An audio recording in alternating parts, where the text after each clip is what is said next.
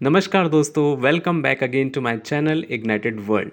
So I hope friends आप सभी को मेरे वीडियो पसंद आ रहे होंगे। तो प्लीज़ वीडियो को लाइक करें, शेयर करें और सब्सक्राइब करें और ताकि मैं ऐसे बहुत सारे इंटरेस्टिंग कंटेंट आपके सामने ला सकूं। सो आज हम बात करेंगे मणिपुर की एक ऐसे स्टेट जो अपनी breathtaking natural beauty, rich culture और यूनिक ट्रेडिशंस के लिए फेमस है। लेकिन रिसेंट ईयर्स में मणिपुर नेशनल हेडलाइन में mainly ethnic conflicts, political developments और पीस एफर्ट्स की वजह से रहा है। तो आज के वीडियो में हम समझेंगे मणिपुर के ज्योग्राफी, हिस्ट्री, कम्युनिटीज, कन्फ्लिक्ट या बैकग्राउंड और 2026 के लेटेस्ट डेवलपमेंट के बारे में। So where is Manipur? सबसे पहले उसके लोकेशन समझते हैं। मणिपुर नॉर्थ ईस्ट इंडिया में लोकेटेड है और इसका कैपिटल है इम्फाल। स्टेट की सबसे इंपॉर्टेंट ज्योग्राफिकल फीचर है एक central village surrounded by the hills. और एक बहुत इंपॉर्टेंट पॉइंट, मणिपुर की इंटरनेशनल बाउंड्री म्यांमार के साथ लगती है। इसी वजह से इसका स्ट्रेटेजिक इंपॉर्टेंस काफ़ी हाई है। ओके, सो नाउ मणिपुर की सबसे इंपॉर्टेंट कैरेक्टरिस्टिक्स में से एक है इसका कल्चरल डाइवर्सिटी। यहाँ डिफरेंट एथनिक कम्युनिटीज़ अपनी यूनिक लैंग्वेज, ट्रेडिशंस, फेस्टिवल्स और कल्चरल प्रैक्टिस के साथ रहती हैं। इसीलिए मणिपुर को समझने के लिए सिर्फ पॉलिटिक्स नहीं बल्कि सोसाइटी, ज्योग्राफी और हिस्ट्री को भी समझना जरूरी है। मणिपुर की बात हो और लोकटक लेक का मेंशन ना हो, ऐसा पॉसिबल नहीं है। लोकटक लेक अपने यूनिक फ्लोटिंग आइलैंड्स, जिसे फुमडीज कहा जाता है, के लिए फेमस है। इसी इकोसिस्टम में लोकेटेड है कीबुल लेमजाओ नेशनल पार्क, जो संगाई डियर के लिए फेमस है। संगाई को मणिपुर का स्टेट एनिमल भी माना जाता है। ओके, जैसे कि आप वीडियो में भी देख सकते हैं, ये है मणिपुर का लोकटक लेक। मणिपुर का हिस्ट्री बहुत एंशिएंट और फैसिनेटिंग भी है।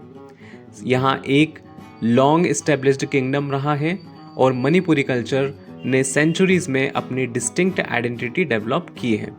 1891 में एंग्लो मणिपुरी वॉर हुआ। इंडिपेंडेंस के बाद मणिपुर का मर्जर इंडिया के साथ हुआ और इवेंचुअली 1972 में मणिपुर फुल फ्लेज्ड स्टेट बना। अगर आपको वीडियो पसंद आ रही हो तो वीडियो को प्लीज़ लाइक करना बिल्कुल ना भूलें। अब आते हैं सबसे सेंसिटिव और इम्पॉर्टेंट इश्यू पर, दैट इज़ मणिपुर कॉन्फ्लिक्ट। इस कॉन्फ्लिक्ट को सिर्फ एक रीज़न से एक्सप्लेन करना मिसलीडिंग होगा। Ethnic identity, land rights, political representations, hill valley divide और सिक्योरिटी कंसर्न्स, ये सब फैक्टर्स एक दूसरे से इंटरकनेक्टेड हैं। इसीलिए मणिपुर को अंडरस्टैंड करने के लिए हमें बैलेंस्ड पर्सपेक्टिव रखना चाहिए। जैसे कि आप वीडियो में भी देख सकते हैं। ओके, नाउ मणिपुर की रीसेंट पॉलिटिकल हिस्ट्री में एक मेजर टर्निंग पॉइंट रहा प्रेसिडेंट्स रूल। 13 फरवरी 2025 को प्रेसिडेंट्स रूल इम्पोज हुआ, लेकिन फरवरी 2026 में एक मेजर पॉलिटिकल चेंज हुआ। 4 फरवरी 2026 को प्रेसिडेंट्स रूल रिवोक कर दिया गया और इलेक्टेड गवर्नमेंट का प्रोसेस रिस्टोर हुआ। यमनम खेमचंद सिंह ने मणिपुर के सीएम के रूप में ओथ ली। ओके, तो ये था मणिपुर का लेटेस्ट पॉलिटिकल डेवलपमेंट। अब बात करते हैं 2026 अगस्त के लेटेस्ट डेवलपमेंट की। मणिपुर में एक मेजर इश्यूज हैं। एनआरसी को सेंसस से पहले इम्प्लीमेंट करने की demand. NRC means national register of citizens.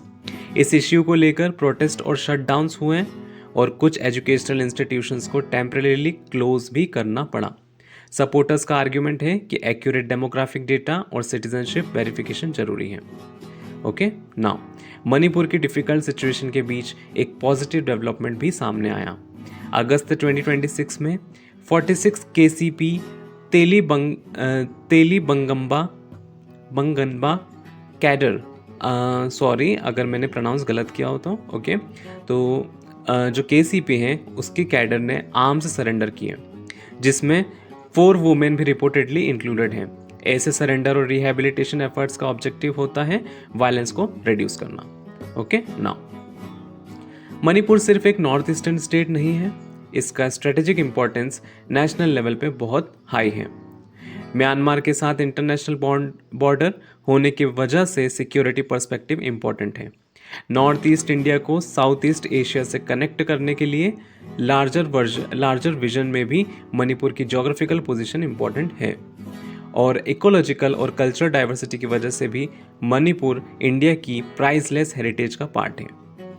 तो सॉल्यूशन क्या हो सकता है? लॉन्ग टर्म पीस के लिए सबसे इंपॉर्टेंट है डायलॉग। सो कम्युनिटी के बीच ट्रस्ट रिबिल्ड करना होगा, डिस्प्लेस्ड पीपल के रिहेबिलिटेशन, यूथ के लिए एम्प्लॉयमेंट अपॉर्चुनिटी और इफेक्टिव गवर्नेंस भी इंपॉर्टेंट होंगे।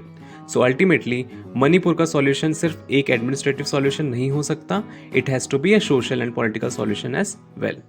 सो मणिपुर को सिर्फ कन्फ्लिक्ट के लेंस से देखना इनकम्प्लीट होगा।